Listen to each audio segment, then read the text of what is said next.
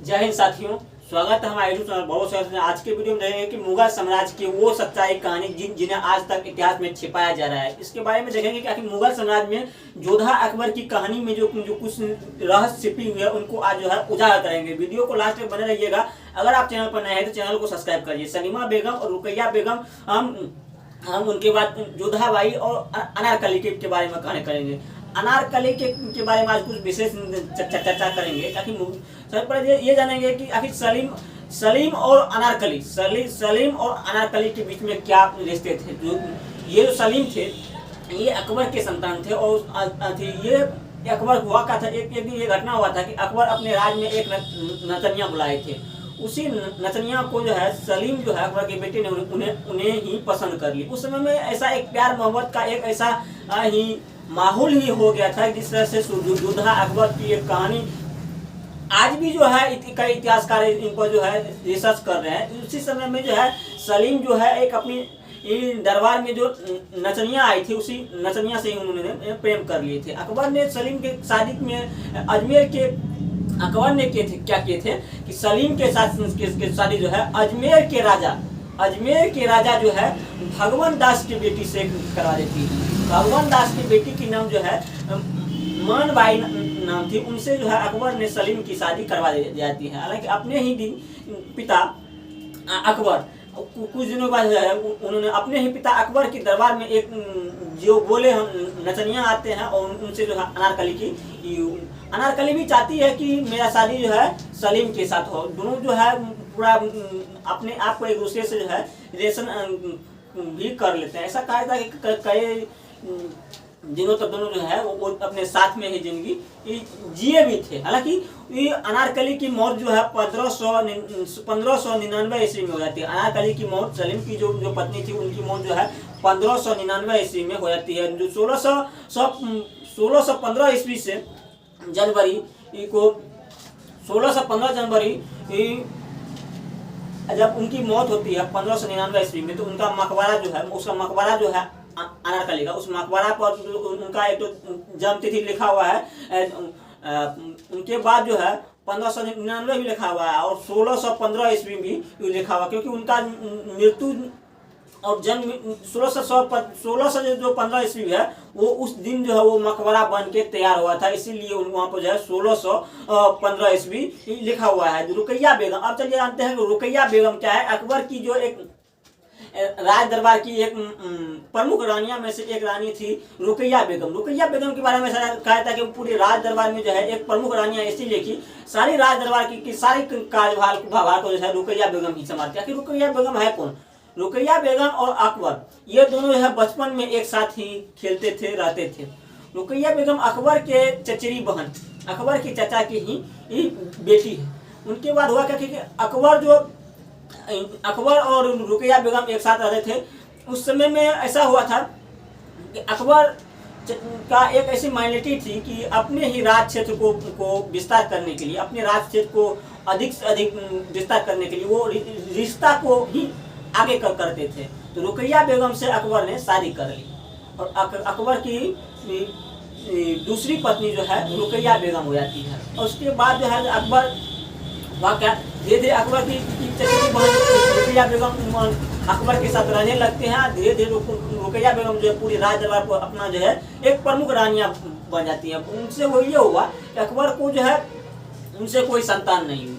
संतान नहीं होने के बाद अकबर काफी नाराज दिखने लगे। अकबर कई जगह जो है मंदिर मस्जिद घूमने लगे, कई सारे बाबा के पास भी उन्होंने गए थे, उनसे भी उनको कोई भी संतान नहीं। उनके बाद अकबर अंतर जो है जोधा से यानी जोधा जब एक ऐसा था कि राजा भारमल की बेटी जोधा जिनकी जन्म जो है जनवरी 1542 ईस्वी में जनवरी 1542 ईस्वी में उनकी जन्म होती है जोधा की। जो ऐसा था कि राजा भारमल की बेटी यानी कि राजपूत राजा भारमल, देखिए राजपूत राजा भारमल की बेटी जोधा बाई उस समय में था क्या कि भारमल बोले थे कि आप एक चित्र बनाइए। चित्रकार बहुत से बुलाए थे, आप चित्र बनाइए, इस चित्र में जिसका चित्र अच्छा रहेगा उन्हें बहुत सारे इनाम दिया जाएगा। तो सब राजा का चित्र बनाने लगे। उसमें भारमल का भी चित्र बनाए थे।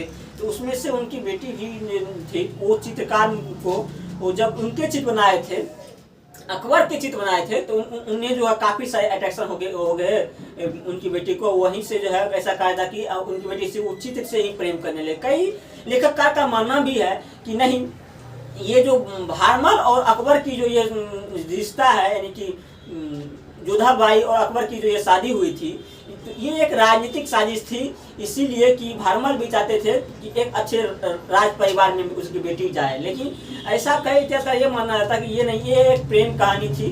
जोधाबाई अपने जिद पर जो है अकबर से शादी की, और अकबर जो है सबसे ज़्यादा जो है जोधाबाई से प्रेम करते थे।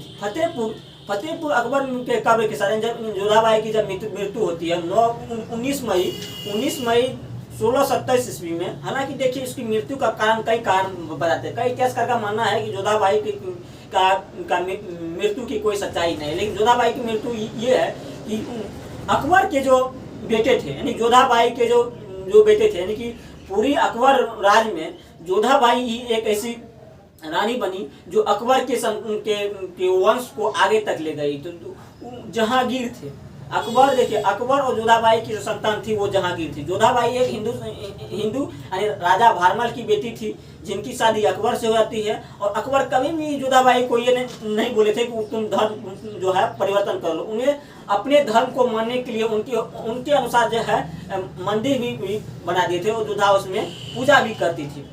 हालांकि जब उनके संतान हुए तो उनका नाम क्या रखा गया? जहांगीर रखा गया। जहांगीर में कुछ दिन के बाद, उस समय में था क्या, ऐसा पता था कि राजा बनने का एक शौक ही ऐसा था कि अपने पिता के विरुद्ध ही बगावत करना शुरू कर देते थे। वही बात हुआ, जहांगीर भी जो है अकबर के साथ विरोध ही बगावत करना शुरू करे। इसको लेकर के जो है जोधाबाई काफी चिंतित हो रहे थे। चिंतित होते होते कई इतिहासकार का ये भी मानना है कि जोधाबाई को हार्ट का अटैक हो गए, टेंशन से माइंडली टेंशन हुआ, जिस कारण से जोधाबाई का हार्ट अटैक हुए और जोधाबाई की मृत्यु हो जाती है। उनके बाद मृत्यु के होने की 19 मई 1627 ईस्वी में जोधाबाई की मृत्यु होती है। उनके बाद जहांगीर ने जोधाबाई को अकबर के ही कब्र के जगह पर जाकर उन्हें दफना दी जाती है। आप ये देखिए कि जोधाबाई को भी अकबर के कब्र के पास ही दफनाए थे। ऐसा माना जाता है कि अकबर से जोधाबाई काफी प्रेम करती थी, इसीलिए अकबर के कब्र के पास ही उन्हें दफनाया। सलीमा बेगम की मृत्यु जो है अकबर के मरने के 20 साल बाद जो है सलीमा बेगम ने पूरी राज को संभाला, और उस राज के राजमाता के रूप में जो है एक उभर के आई थी। हालांकि 2 जनवरी 1627 ईस्वी में सलीमा बेगम की मृत्यु हो जाती है। सलीमा बेगम की मृत्यु होने के बाद उन्हें भी जो है उसी राजा के बगल में, यानी कि सलीमा बेगम 23 फरवरी को 1939 को कन्नौज में, आप ये जानेंगे कि सलीमा बेगम की आखिर जन्म कब होती है। 23 फरवरी 1539 ईस्वी को कन्नौज में हुआ था सलीमा बेगम की जन्म। और रुकैया बेगम का भी मकबरा बनाया था। आज भी रुकैया बेगम के मकबरा को लोग कहीं देखने के लिए जाते भी हैं। अकबर के 4 पत्नी में से एक सलीमा बेगम की दूसरी शादी अकबर से हुई थी। सलीमा बेगम की पहली शादी दूसरे किसी राजा के थे। उन्हें मर जाने के बाद जो है सलीमा बेगम को अकबर जो है संदेश भेजाते हैं, उनके बाद सलीमा बेगम से जो है शादी कर लेते हैं। इस कारण से जो है अकबर एक मुगल साम्राज्य का विस्तार हुआ। अब देखेंगे कि मुगल साम्राज्य में उस समय में था क्या। मुगलों ने तो एक तो हमारे देश पर आए, उनके बारे में उन्होंने हमेशा से हमारे देश के खनिज को, हमारे देश के जो कितना खनिज समझता है, महंगी वस्तु है, उन्हें जो है वो यहाँ से व्यापार करना शुरू कर दिए।